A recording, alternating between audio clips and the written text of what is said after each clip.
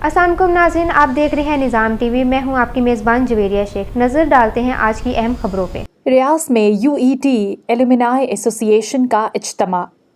गुज़श्ता रोज़ Saudi अरब के दारुल हुकूमत रियाज में university of engineering and technology UET के साबिक तलबा का एक इज्तिमा मुनक़्क़िद हुआ, जिसमें सऊदी अरब में मुक़ीम मुख्तलिफ इदारों से वाबस्ता मुमताज़ पाकिस्तानी इंजीनियर्स और माहिरीन ने शिरकत की। इस तकरीब का बुनियादी मकसद सऊदी अरब में खिदमत अंजाम देने वाले पाकिस्तानी इंजीनियर्स की नुमाया पेशा वराना कामयाबियों को उजागर करना था।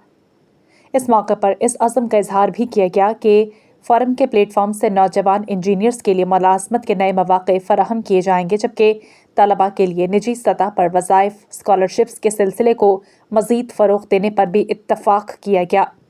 इवेंट के मुंतज़मीन में मोहसिन ज़ैन, तारिक शहज़ाद, अदनान कादिर और अब्दुल अलीम खोखर शामिल थे, जिनकी काविशों को शुरका ने सराहा और इनके जज्बे को खराजे तहसीन पेश किया।